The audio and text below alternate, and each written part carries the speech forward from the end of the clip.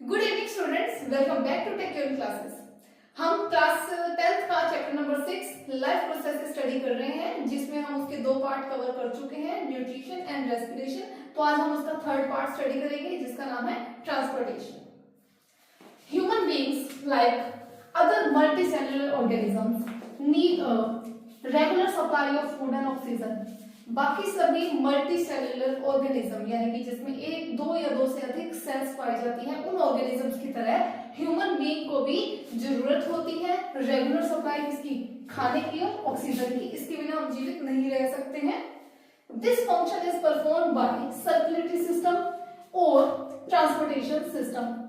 ये जो सप्लाई है, ये जो फंक्शन है फूड को सप्लाई करने का, ऑक्सीजन को सप्लाई करने का, ये सर्कुलेटरी सिस्टम के द्वारा परफॉर्म किया जाता है, या फिर इसको ट्रांसपोर्ट सिस्टम भी कहा जाता है। The circulatory system is responsible for various substances in human beings. जो हमारा सर्कुलेटरी सिस्टम है वो काफी चीजों के लिए रिस्पॉन्सिबल है, लाइक बहुत सारे सब्सटेंसेस को ट्रांसपोर्ट करता है ह्यूमन बॉडी के अंदर। इट इज कंपोज्ड ऑफ, इसमें क्या क्या चीजें आती हैं, इसमें हार्ट है, arteries, veins and blood capillaries, ये सब इसमें इंक्लूड है। तो अब हम पढ़ेंगे ह्यूमन हार्ट। ये ह्यूमन हार्ट का डायग्राम है। जैसा कि मैंने अभी पहले बताया कि जो हमारा सर्कुलेटरी सिस्टम है उसमें हार्ट, वेन्स, आर्टरीज और ब्लड कैपिलरीज आती हैं, और ये है हमारा हार्ट का डायग्राम। हमारा ह्यूमन हार्ट 4 चैम्बर्ड होता है, यानी कि ह्यूमन हार्ट में 4 कमरे हैं। इसको आम भाषा में बोले तो 1, 2, 3 एंड 4। तो जो हमने राइट एट्रियम लिखा है, यानी कि जैसे अब मैं जैसे इस तरह से खड़ी हूं तो ये मेरा लेफ्ट बॉडी साइड है, ये राइट बॉडी साइड है। उसी तरीके से ये हार्ट का डायग्राम बनाया है, ये इसकी लेफ्ट साइड है और ये इसकी राइट साइड है। आर का मतलब है राइट एट्रियम, राइट एट्रियम, या फिर इसको ऑरिकल भी कह सकते हैं। और आरवी का मतलब है राइट वेंट्रिकल, राइट वेंट्रिकल। वैसे ही जो हमारा एल ए है वो है लेफ्ट एट्रियम, एंड जो हमारा एल बी है वो है लेफ्ट वेंट्रिकल। अब इन सभी के फंक्शंस क्या हैं, ये क्या काम करते हैं, किस तरह से हमारा हार्ट है कि जो बॉडी में ब्लड को पंप करने का काम करता है। हमारे ह्यूमन हार्ट का जो वर्क है वो होता है हमारी बॉडी में ब्लड को ट्रांसपोर्ट करना। ब्लड ही एक वो जरिया है जिसके थ्रू हमारी बॉडी में न्यूट्रिएंट्स जो कि हमें खाने से मिलते हैं, न्यूट्रिएंट्स एंड एनर्जी सारी बॉडी में ट्रांसफर होती है। क्योंकि जो ब्लड है वो पूरी बॉडी में ब्लड का सर्कुलेशन हर टाइम चलता रहता है, तो वही है जो ऑक्सीजनेटेड ब्लड, ऑक्सीजन से भरा हुआ ब्लड हमारी पूरी बॉडी तक पहुंचाता है।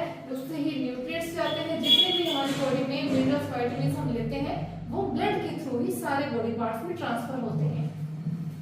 अब एक ये सुपीरियर वेना कावा एंड है इंफीरियर वेना कावा।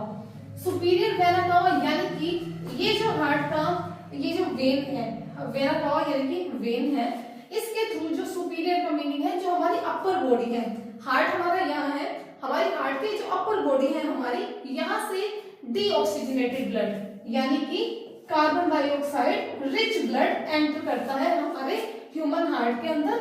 और इंफीरियर वेना कावा का मतलब है जो ब्लड हमारी लोअर बॉडी से, हार्ट के नीचे जितनी भी सारी हमारी बॉडी है, इसमें जो हमारा कार्बन डाइऑक्साइड से रिच ब्लड होता है वो ह्यूमन हार्ट में ट्रांसफर किया जाता है।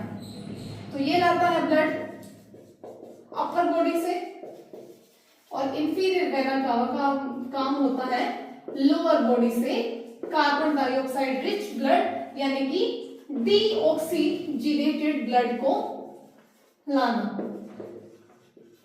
और जो हमारी वेना कावा है ये लार्जेस्ट वेन है। अगर एक नंबर में क्वेश्चन आता है कि लार्जेस्ट वेन कौन सी है ह्यूमन बॉडी की, तो वो है vena cava, superior vena cava, inferior vena cava.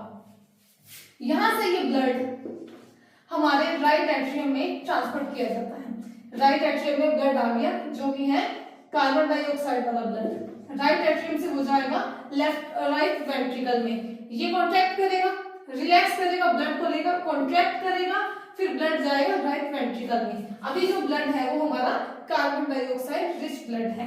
अब ये जो कार्बन डाइऑक्साइड रिच ब्लड है ये जाएगा यहां से पास होकर पल्मोनरी आर्टरी तक।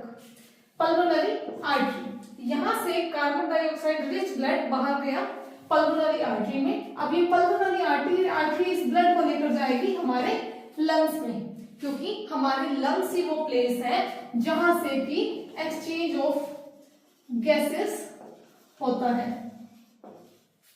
कल हमने रेस्पिरेशन स्टडी किया था, उसमें हमने क्या पढ़ा था कि हम ऑक्सीजन को इनहेल करते हैं और कार्बन डाइऑक्साइड को एक्सहेल करते हैं। वो ऑक्सीजन हमारी सेल्स में जाता है। सेलुलर रेस्पिरेशन हमने कल पढ़ा था, तो उसको सेलुलर रेस्पिरेशन कहते हैं कि जब हमारा ऑक्सीजनेटेड ब्लड हमारे सेल्स में जाता है, वो सेल्स जो कि आरबीसी है, डब्ल्यूबीसी है, इसके थ्रू वो सारी बॉडी में ट्रांसपोर्ट किया जाता है। लंग्स में एक्सचेंज ऑफ गैसेस होता है। यहाँ पर जो कार्बन डाइऑक्साइड रिच ब्लड था वो कन्वर्ट हो जाएगा ऑक्सीजन में, क्योंकि जो CO2 है वो लंग्स निकाल देते हैं और फिर हम एक्सहेल कर देते हैं उसको। तो अब ब्लड में क्या हो गया, ऑक्सीजन, क्योंकि लंग्स हम साथ साथ सांस लेते भी रहते हैं ना, तो ऑक्सीजन आ गया हमारे पास। अब हमारे पास कैसा ब्लड है, ऑक्सीजनेटेड ब्लड। कैसा ब्लड है हमारे पास अब, ऑक्सीजनेटेड ब्लड। अब ये ऑक्सीजनेटेड ब्लड यहां से लंग्स से होकर इस साइड से आकर, ये जो हमारे लंग्स हैं हार्ट के ऊपर, हार्ट के साथ हमारे ये लंग्स हैं, यहां से होकर इस पल्मोनरी वेन के थ्रू हमारे लेफ्ट एट्रियम में आता है। जो पल्मोनरी वेन्स हैं वो ब्लड को ले गए लेफ्ट एट्रियम में। अब लेफ्ट एट्रियम रिलैक्स होगा, फिर उसके बाद हमारे पास जो ऑक्सीजनेटेड ब्लड है वो आएगा लेफ्ट वेंट्रिकल में। लेफ्ट वेंट्रिकल तक अब हमारा ऑक्सीजनेटेड ब्लड पहुंच चुका है। अब क्या काम है, क्या हमारे पास कार्बन डाइऑक्साइड रिच ब्लड था जो हमारे वेना कावा ने कलेक्ट किया अपर बॉडी से और लोअर बॉडी से। उसके बाद वो ब्लड लेके आएगी हार्ट के पास कि अब हमारे पास कार्बन डाइऑक्साइड वाला ब्लड है, प्लीज इसको जैसे वैसे करके इसको ऑक्सीजनेटेड कर दो ताकि हम इसको पूरी बॉडी में ट्रांसपोर्ट कर सके, क्योंकि डीऑक्सीजनेटेड ब्लड से हमारी बॉडी काम नहीं करती है, उसको ऑक्सीजनेटेड ब्लड चाहिए। अब इन्होंने तो लाकर काम सौंप दिया हार्ट को। हार्ट ने कहा फर्स्ट रूम में भेजा, फिर सेकंड रूम में, उसके बाद उन्होंने कहा पल्मोनरी आर्टरी से हम तो ये काम यहाँ पर नहीं कर सकते, तुम लंग्स के पास जाओ, लंग्स को कहो कि कार्बन डाइऑक्साइड हटाकर हमें ऑक्सीजनेटेड ब्लड दे दे, क्योंकि वहां पर एक्सचेंज ऑफ गैसेस होता है। चलो लंग्स ने बात मान ली, पल्मोनरी आर्टरी ले गई लंग्स के पास, वहां से आया हमारा ऑक्सीजनेटेड ब्लड पल्मोनरी वेन के पास। अब पल्मोनरी वेन को बोला गया जाकर हार्ट के दूसरे कमरों में बता दो जाकर कि हम ऑक्सीजनेटेड ब्लड ले आए हैं। ऑक्सीजनेटेड ब्लड आ गया। अब लेफ्ट वेंट्रिकल क्या काम है इसका, कि अब इसको है लास्ट, ये चैम्बर था 1 2 3 और 4, लास्ट चैम्बर में हमारा ब्लड आ चुका है। अब ये ब्लड जाएगा आयोटा में, यहां से ऑक्सीजनेटेड ब्लड जाएगा पूरी बॉडी में। हमारा जो आयोटा है ये पूरी बॉडी में ब्लड का ट्रांसपोर्ट करती है। तो सबसे लार्जेस्ट वेन हमने देख लिया वेना कावा, वेना कावा से ब्लड आया हमारा राइट एट्रियम में, राइट एट्रियम से ब्लड आया राइट वेंट्रिकल में, CO2 वाला ब्लड था ये सारा, ये गया पल्मोनरी आर्टरी के पास, पल्मोनरी आर्टरी से गया लंग्स में, एक्सचेंज ऑफ गैसेस हुआ, उसके बाद ब्लड आया पल्मोनरी वेन्स में, फिर थर्ड रूम यानी कि लेफ्ट एट्रियम, फिर फोर्थ रूम यानी कि लेफ्ट वेंट्रिकल में, उसके बाद यहाँ से हमारा ऑक्सीजनेटेड ब्लड, इसने अच्छे से जांच पड़ताल कर ली कि हाँ ब्लड बिल्कुल सही है, इसको हम पूरी बॉडी में ट्रांसपोर्ट कर सकते हैं। तो ब्लड गया हमारे आयोटा में, आयोटा से गया वो पूरी बॉडी में ट्रांसपोर्टेशन के लिए। अब ये जो सेप्टम है इसको बोला जाता है डिवाइडिंग वॉल्स। सेप्टम को डिवाइडिंग वॉल्स बोला जाता है क्योंकि ये इन कमरों को इन कमरों से अलग करती है, बीच में एक वॉल है, और जो हमारा लेफ्ट वेंट्रिकल है इसका जो ये वॉल है ये काफी थिक वॉल होता है, क्योंकि ये एकदम से पंप करेगा, कॉन्ट्रैक्ट होगा तभी तो आयोटा में ब्लड जाएगा। हार्ट हमारा हर टाइम पंप करता रहता है, ब्लड को पंप करके ही भेजता है। ये कोई चीज नहीं लगी हुई है कि ब्लड को कोई सक कर रहा है, खींच रहा है। इस हार्ट को इस वॉल में से इस ब्लड को यहाँ पर आयोटा में भेजना है, ये इसके बैक साइड है। ये जो पल्मोनरी वेन है ना इसके पीछे से एक ये आयोटा आ रहा है हमारा, तो यहाँ से इस आर्टरी को भेजना है ब्लड इसके पास, और यहाँ से जाएगा आयोटा में, आयोटा फिर करेगी पूरी बॉडी में उसका ट्रांसपोर्टेशन। तो जो हमारी लार्जेस्ट आर्टरी है वो है आयोटा, और हमारा जो लार्जेस्ट वेन है वो है वेना कावा। अब इस पल्मोनरी वर्ड का क्या मीनिंग है? पल्मोनरी आर्टरी, पल्मोनरी वेन, इसका क्या मीनिंग है? पल्मोनरी का मतलब होता है जो वेन या फिर आर्टरी लंग्स से कनेक्टेड होती है, तो उसको एक पल्मोनरी नाम दिया जाता है। और किसी वेन को नहीं दिया गया क्योंकि कोई भी लंग से कनेक्टेड नहीं थी, सिर्फ पल्मोनरी आर्टरी और पल्मोनरी वेन का ही काम था ना कि पल्मोनरी आर्टरी ने डीऑक्सीजनेटेड ब्लड दिया लंग्स को, फिर वो ऑक्सीजनेटेड कन्वर्ट होकर आया पल्मोनरी वेन के पास। तो जो आर्टरी लंग से कनेक्टेड होती है उसको पल्मोनरी नाम दिया जाता है, चाहे वो आर्टरी हो या फिर वो वेन हो। और एक चीज, जो हमारा वेना कावा है यानी कि जो हमारी वेन्स है, जो हमारी वेन्स हैं वो क्या करती हैं? हार्ट की तरफ ब्लड को लेकर आती हैं। जो वेन्स का काम है वो ब्लड को हार्ट की तरफ लेकर आती हैं, यानी कि हार्ट में ब्लड लाती हैं। और जो हमारी आर्टरी है वो हार्ट से ब्लड लेकर जाती है, हार्ट से लेकर जाती है, ये हार्ट की तरफ ब्लड लाती है। तो ये इनमें डिफरेंस है। वेन्स का काम होता है हार्ट में ब्लड लाना, यानी कि हार्ट की तरफ ब्लड लाना। आर्टरी का काम है हार्ट से ब्लड लेकर जाना, जैसे कि एक आर्टरी हमें ये पल्मोनरी आर्टरी दिख रही है, डीऑक्सीजनेटेड ब्लड ये लेकर जाती है हार्ट से लंग्स की तरफ, और हमारे पास ये आयोटा है जो कि ऑक्सीजनेटेड ब्लड लेकर जा रही है बॉडी की तरफ। हार्ट में ब्लड लाना वेन्स, हार्ट से ब्लड लेकर जाना आर्टरी का काम होता है। जो हमारा ह्यूमन हार्ट है, एक नॉर्मल ह्यूमन हार्ट 1 मिनट में 72 टाइम्स बीट करता है। तो जो हमारी हार्ट बीट है 1 मिनट में 72 टाइम बीट होती है एक नॉर्मल पर्सन की। और जो हमारी हार्ट बीट है, हार्ट बीट का साउंड कैसा होता है? अब सभी के दिमाग में आएगा धक धक, क्योंकि हमने यही सुना है, चाहे वो सॉन्ग्स में हो या कैसे भी, धक धक हो रही है दिल में, यही सुना है हमने। पर नहीं, ये जो हमारी हार्ट बीट है इसका साउंड धक धक नहीं होता है, इसका साउंड होता है dub love, dub love, dub love. तो ये इसका साउंड होता है। और ये जो हमारा लेफ्ट वेंट्रिकल है इसकी वॉल्स मैंने बताया कि काफी थिक होती है। तो जो हमारा हार्ट है उसका मेन काम क्या है? प्रेशर जनरेट करना, प्रेशर करना, पेस बनाना। तो इसमें जो प्रेशर जनरेट होता है, रिलैक्स और कंट्रोल, वन सिस्टोल में तो हमारा होगा 120 mm, और जो डायस्टोल होगा यानी कि ये हम बीपी मेजर कर रहे हैं, ब्लड प्रेशर, तो सिस्टोल में होगा 120 mm और डायस्टोल में होगा 80 mm। अब 80 से नीचे जाएगा तो ब्लड प्रेशर लो हो रहा है। सुना है ना हमने, बीपी लो है, चक्कर आ रहे हैं, बीपी लो हो गया, फिर नमक खाते हैं कि उससे जो सोडियम हमारे अंदर जाता है उससे बीपी कंट्रोल में आता है। तो 80 से कम है तो बीपी लो है, और 120 से ज्यादा है, 150 हो गया, 160 हो गया, तो इसको हाई ब्लड प्रेशर बोला जाता है। तो ये हमने ब्लड प्रेशर भी समझ लिया। अब हम आगे समझेंगे डबल सर्कुलेशन क्या है।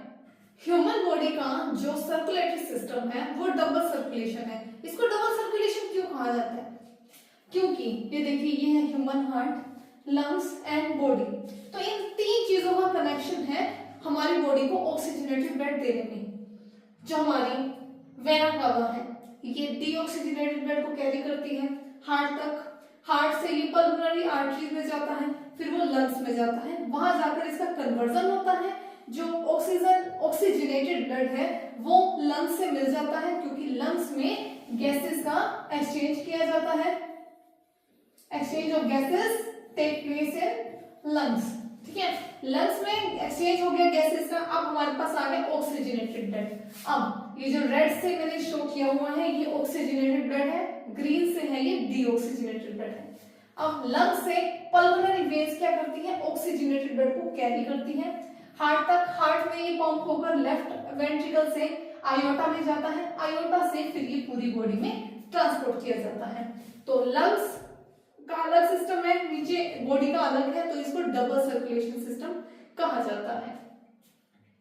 अब कैपिलरीज क्या होती हैं? आर्टरीज और वेन्स हमने स्टडी कर लिया, वैसे हम इसमें डिफरेंस देखेंगे अभी। कैपिलरीज होती हैं जैसे हमारी वेन्स हैं, वेन्स हार्ट में ब्लड लेकर आई, ठीक है, ये होगी हमारी वेन्स, वेन्स ब्लड लेकर आई हार्ट में, हार्ट से ये आर्टरीज, आर्टरीज हैं जो ब्लड कैरी करेंगी। आयोटा में बताया था ना मैंने पहले कि अभी आयोटा है वो पूरी बॉडी में ब्लड ट्रांसपोर्ट करता है। आयोटा क्या है, एक आर्टरी है, the largest artery is known as aorta. Arteries में क्या, अब आर्टरीज फर्दर डिवाइडेड है छोटी छोटी कैपिलरीज में जो कि ब्लड को ट्रांसपोर्ट करने का काम करती हैं। अब ये छोटी छोटी कैपिलरीज आगे फर्दर जाती हैं वेन्स जो कि डीऑक्सीजनेटेड ब्लड ले जाती हैं हार्ट तक। तो ये कैपिलरीज होती हैं छोटी, बिल्कुल स्मॉल स्मॉल आर्टरीज कह लो। उसके बाद हम डिफरेंस देखते हैं आर्टरीज और वेन्स में क्या है। आर्टरीज हैं ये ऑक्सीजनेटेड ब्लड कैरी करती हैं from heart to body except pulmonary artery, क्योंकि पल्मोनरी आर्टरी तो वो आर्टरी है जो कि डीऑक्सीजनेटेड ब्लड को बाहर लेकर जाती है हमारे लंग्स तक। अभी हमने स्टडी किया ये देखो। और इसको डिस्ट्रीब्यूटिंग वेसल भी कहा जाता है क्योंकि ये ब्लड को डिस्ट्रीब्यूट करती है। आर्टरीज में फर्दर कैपिलरीज जुड़ी होती हैं जो कि पूरी बॉडी में ब्लड का ट्रांसपोर्ट कर देती हैं। थिक एंड इलास्टिक है, डीप सीटेड है। डीप सीटेड यानी हमारी स्किन से काफी नीचे होती है, काफी अंदर होती है, इजीली हमें ये विजिबल भी नहीं होती है। वहीं दूसरी तरफ ये डीऑक्सीजनेटेड ब्लड कैरी करती है, कहां से, from body part two heart. सारा डीऑक्सीजनेटेड ब्लड बॉडी पार्ट से हार्ट में आ जाता है। उसके बाद कलेक्टिंग वेसल है क्योंकि ये ब्लड को कलेक्ट करती है डीऑक्सीजनेटेड ब्लड को। थिन और लेस इलास्टिक है, सुपरफिशियल यानी कि नियर टू स्किन। जो हमें ये हमारी बॉडी में ये वेन्स शो होती हैं, ये है हमारी वेन्स। अब जो आर्टरीज है ये इसके काफी नीचे है, इस पे अगर हमारा छोटा सा कट लगता है वो हील हो सकता है, लेकिन आयोटा है जो हमारी सॉरी आर्टरीज है वो उसमें काफी प्रेशर होता है, अगर वो कट जाए तो ब्लड का फ्लो बहुत ज्यादा होगा जिसको कंट्रोल नहीं किया जा सकता। आई होप आपको ये अच्छे से डिफरेंसेस का क्लियर हो चुका होगा। अब हम पढ़ेंगे ट्रांसपोर्टेशन इन प्लांट्स। और हम पढ़ेंगे ब्लड। ब्लड क्या होता है, ये एक कनेक्टिव टिश्यू है जो कि रोल प्ले करता है as a carrier for various substances in the body. यानी कि हमारी बॉडी में मैंने पहले भी बताया जैसे कि जितने भी न्यूट्रिएंट्स हैं, खाने से जो भी हमें न्यूट्रिएंट्स मिलते हैं वो सभी ब्लड के थ्रू हमारी पूरी बॉडी में ट्रांसपोर्ट किया जाता है। तो ब्लड इसका काम करता है। ब्लड किन चीजों से मिलकर बना है, plasma, blood cells and platelets. सबसे पहले ब्लड प्लाज्मा क्या है, ये पेल कलर्ड लिक्विड है which is mostly composed of water. ये अप्रोक्सीमेट 72% वाटर का बना होता है। जो इसका ब्लड का एक पार्ट है प्लाज्मा, ये जो लिक्विड हमारी ब्लड में प्रेजेंट है वो मोस्टली प्लाज्मा ही है। उसके बाद सेल्स कौन कौन सी प्रेजेंट है, एक तो है आरबीसी, एक है डब्ल्यूबीसी। आरबीसी यानी कि रेड ब्लड सेल्स, इसको इराइथ्रोसाइट्स भी बोला जाता है। एंड डब्ल्यूबीसी यानी कि व्हाइट ब्लड सेल्स, इसको ल्यूकोसाइट्स भी कहा जाता है। रेड ब्लड सेल्स रेड होती है क्योंकि इसमें प्रेजेंस है हीमोग्लोबिन की। हीमोग्लोबिन एक पिगमेंट है जो कि रेड ब्लड सेल्स को यानी कि जो ब्लड की सेल्स हैं उसको रेड कलर प्रोवाइड करता है। और हीमोग्लोबिन ऑक्सीजन का ट्रांसपोर्ट करता है हमारी बॉडी में। यानी अगर आपसे पूछा जाए कि हीमोग्लोबिन क्या है तो वो एक पिगमेंट है दैट प्रोवाइड्स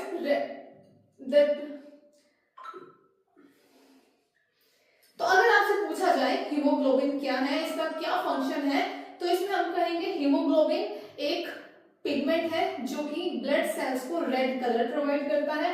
और इसका फंक्शन क्या है, ये ऑक्सीजन को ट्रांसपोर्ट करता है। उसके बाद है डब्ल्यूबीसी, व्हाइट ब्लड सेल्स या फिर ल्यूकोसाइट्स। ये इंपॉर्टेंट रोल प्ले करते हैं इम्यूनिटी में। हमारी बॉडी में जितनी भी रोग प्रतिरोधक क्षमता है, इम्यूनिटी है, वो डब्ल्यूबीसी से मतलब डब्ल्यूबीसी ही है उसका जो मेन काम जो करती है। क्योंकि हमारे को जब भी हमारी बॉडी में चोट लगती है तो आप मान लीजिए कि डब्ल्यूबीसी एक आर्मी है। हमारी बॉडी में कहीं मान लो यहाँ पर एक कट लग गया तो सबसे पहले मैसेज जाएगा ब्रेन को। ब्रेन क्या करेगा, डब्ल्यूबीसी को बोलेगा जाओ भाई तू आर्मी, युद्ध हो चुका है, जंग शुरू हो चुकी है, तो जाओ वहां पर उसको रोको क्योंकि वहां पर खून बह रहा है। तो डब्ल्यूबीसी आएगी, अपना डिफेंस मैकेनिज्म अपनाएगी। उसके बाद हमारा रोल आता है प्लेटलेट्स का। प्लेटलेट्स क्या है, ये ब्लड कोगुलेशन में हेल्पफुल है। अभी मैंने बताया ना जैसे कि चोट लगी, डब्ल्यूबीसी आए, वो जाएंगे प्लेटलेट्स को लाएंगे, वो जाकर रोकेंगे कि और आगे कुछ ना हो। प्लेटलेट्स आएंगे, वो जितना भी ब्लड निकला है उसको जमा देंगे, ब्लड का क्लोट कर देंगे। कभी हमें छोटी सी चोट लगती है, हम देखते हैं उस पर एक ब्राउन कलर की थिक लेयर आ जाती है कुछ टाइम बाद, तो वो प्लेटलेट्स ही होती हैं जो कि ब्लड जितना भी होता है उसको जमा देती है और वो एक ब्लड कोगुलेशन हो जाता है उसमें। ये भी डिफेंस मैकेनिज्म है, जो एक्सेस लॉस ऑफ ब्लड हो जाता है अगर कोई इंजरी लगे, किसी कारण कोई चोट लग जाए तो ब्लड ज्यादा निकलने लगे तो प्लेटलेट्स वहां काम आती हैं, वहां पर उस ब्लड को रोकने का, उसको बिल्कुल थमाने का, जो थक्का जम जाता है जिसे बोलते हैं, तो उसका काम करते हैं हमारा प्लेटलेट्स। एक इम्पोर्टेंट टॉपिक है जिसका नाम है लिम्फ। लिम्फ क्या होता है? ये ब्लड के जैसा ही होता है लेकिन इसमें आरबीसीज प्रेजेंट नहीं होती, इसी कारण से ये येलोइश पेल येलोइश कलर का होता है। लिम्फ फॉर्म होता है फ्लूइड से जो कि लीक होता है ब्लड कैपिलरीज से, और ये इंट्रासेलुलर स्पेसेस इन टिश्यू में जाता है। टिश्यूज के अंदर जो छोटे स्पेसेस होते हैं, सेल्स के अंदर जो स्पेसेस होते हैं, उन स्पेसेस में ये जाता है, वहां से इसको कलेक्ट किया जाता है। ये इम्यून सिस्टम में इंपॉर्टेंट रोल प्ले करता है। ये इंपॉर्टेंट टॉपिक है तो आप इसको नोट डाउन कर लीजिए। प्लांट्स में ट्रांसपोर्टेशन किस तरीके से होता है? प्लांट्स में ट्रांसपोर्टेशन के लिए 2 वेस्कुलर टिश्यूज हैं। हमने जब न्यूट्रिशन पढ़ा था तो हमने न्यूट्रिशन इन प्लांट स्टडी किया था, जिसमें हमने पढ़ा था कि जो प्लांट्स हैं फोटोसिंथेसिस की हेल्प से अपना खाना बनाते हैं। प्लांट्स एनवायरनमेंट से कार्बन डाइऑक्साइड और वाटर लेते हैं और सनलाइट की प्रेजेंस में और क्लोरोफिल जो कि एक ग्रीन पिगमेंट था जो कि प्लांट्स में ग्रीन कलर प्रोवाइड करता है लीव्स में एंड स्टेम्स में, तो उसके थ्रू वो खाना बनाते हैं। ग्लूकोज का फॉर्मेशन था, वाटर का फॉर्मेशन था, सॉरी ऑक्सीजन का फॉर्मेशन था, ग्लूकोज है ऑक्सीजन का फॉर्मेशन था, कार्बन डाइऑक्साइड लेकर ऑक्सीजन को रिलीज करते हैं एनवायरनमेंट में। तो इसमें जो खाना बना है, लीव्स में जो खाना है वो ट्रांसपोर्ट कैसे होता है सारे प्लांट में, तो वो हम पढ़ेंगे। तो इसमें 2 वेस्कुलर टिश्यूज होते हैं, एक है जाइलम, दूसरा है फ्लोएम।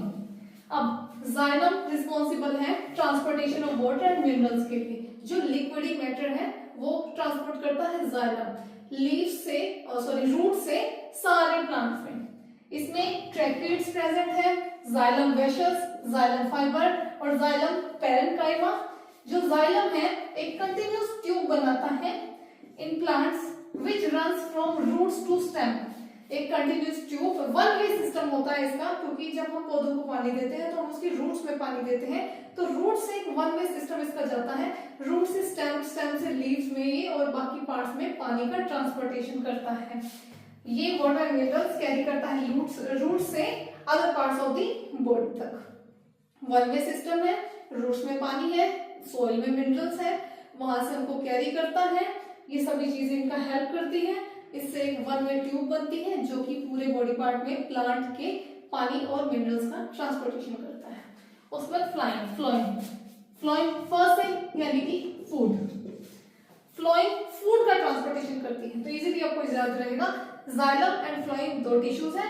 फ्लोएम फर्स्ट से एफ से साउंड फ का आ रहा है, तो फर्स्ट से फूड, फ्लोएम फूड का ट्रांसपोर्टेशन करती है। इसमें sieve tubes, companion cells, parenchyma और फाइबर प्रेजेंट है। ये सीव ट्यूब्स इसका मेन कंडक्टिंग एलिमेंट है और ये प्रोडक्ट कैरी करते हैं फोटोसिंथेसिस के। फोटोसिंथेसिस का हमारा प्रोडक्ट था ग्लूकोज, जो कि खाना है लीव्स के थ्रू, क्योंकि लीव्स में क्लोरोफिल प्रेजेंट था, लीव्स के थ्रू ही फोटोसिंथेसिस का प्रोसेस हुआ था और उसमें क्लोरोप्लास्ट प्रेजेंट है जिसको किचन ऑफ द सेल भी कहा जाता है, क्योंकि उसमें खाना एक तरह से बनता है, तो वहां से लीव्स से ये खाना लेते हैं और पूरे प्लांट में ट्रांसपोर्ट करते हैं। जाइलम है, रूट से वाटर मिनरल्स लिया, पूरी बॉडी में, प्लांट की बॉडी में ट्रांसपोर्ट किया। जो फ्लोएम है ये लीव्स से खाना लेकर पूरी प्लांट की बॉडी में ट्रांसपोर्ट करते हैं। तो ये इसका डिफरेंस भी मैंने लिख दिया है, एक तरह से ये डिफरेंस है इसका, तो आप इसको अच्छे से नोट डाउन कर लीजिए। ये इंपॉर्टेंट क्वेश्चन है, ये एग्जाम में पूछा जा सकता है। प्लांट्स के ट्रांसपोर्टेशन में ही एक टॉपिक है ascent of sap, the upward movement of water and minerals from roots to different part of the body. जो रूट्स में मैंने अभी बताया कि जैसे भी हम पौधा है उसको पानी देते हैं, उसकी रूट्स में पानी देते हैं, तो रूट से जब पानी की अपवर्ड मूवमेंट होती है, रूट से पानी जब अपवर्ड मूवमेंट करता है, पानी ऊपर की तरफ जाता है, तो उस मूवमेंट को एसेंट ऑफ सैप कहा जाता है। इसके स्टेप्स हैं, 5 स्टेप्स हैं। फर्स्ट है रूट प्रेशर, जब हमारी जो प्लांट है उसकी जो रूट्स हैं, फर्दर इसमें छोटे छोटे रूट हेयर प्रेजेंट होते हैं, यहाँ पर अगर पानी दिया जाता है तो ये जो छोटे छोटे रूट हेयर्स हैं, इसके अंदर यानी कि ये एक सेमी परमिएबल मेम्ब्रेन है, वो उस पानी को कलेक्ट करती है। उसमें ओस्मोसिस की प्रोसेस के थ्रू, ओस्मोसिस होता है सेमी परमिएबल मेम्ब्रेन के थ्रू वाटर का आना, तो उसके थ्रू एक प्रेशर जनरेट होता है जिससे कि पानी रूट्स में एब्जॉर्ब करके ऊपर स्टेम की तरफ भेजा जाता है। उसके बाद है कैपिलरी रिएक्शन। अब रूट से स्टेम तक पानी गया, कैपिलरी होती है बिल्कुल थिन वेन्स, बिल्कुल थिन ट्यूब्स कह लो इसको, इनको थिन ट्यूब्स कहा जाता है। इसके थ्रू जो वाटर है वो स्टेम में ट्रांसपोर्ट किया जाता है। उसके बाद adhesion and cohesion of water molecules, जो जाइलम हमारा टिश्यू है वही ट्रांसपोर्टेशन का काम करता है पानी के, तो उसमें एडिशन और कोहेजन होता है वाटर मॉलिक्यूल्स का। उसके बाद आता है ट्रांसपिरेशन पुल, जो एक्सेस वाटर है उसका रिलीज हो जाना एनवायरनमेंट में from the aerial parts of the plant के, जैसे हम तो आप सभी ने देखा होगा कि जो लीफ होती है इस पर छोटे छोटे वाटर ड्रॉपलेट्स होते हैं, ये वो एक्सेस वाटर है जो कि पानी पौधे को दिया जाता है। और वो जो एक्सेस वाटर है, जैसे हमें पसीना आता है वैसे ही पौधों को भी पसीना आता है, और फिर ये जो पानी है वो एनवायरनमेंट में इवेपोरेट हो जाता है। उसके बाद है ट्रांसपोर्ट ऑफ फूड, जो कि फ्लोइंग करता है टू वे मेथड से, लीव्स के थ्रू वो पूरे बॉडी में खाना पहुंचाता है। बाकी सारा काम था जाइलम का, फूड का ट्रांसपोर्ट करता है हमारा फ्लोइंग। आई होप आपको ये वीडियो अच्छी लगी होगी। तो हमारा ट्रांसपोर्टेशन सिस्टम खत्म हो चुका है, अब एक कल लास्ट पार्ट आएगा जिसमें एक्सक्रीशन समझाया जाएगा। तो आप प्लीज चैनल के साथ बने रहिए। वीडियो अच्छी लगी तो वीडियो को लाइक करें, चैनल को सब्सक्राइब करें। अब मिलेंगे अगली वीडियो में, तब तक के लिए बाय बाय, गुड नाइट।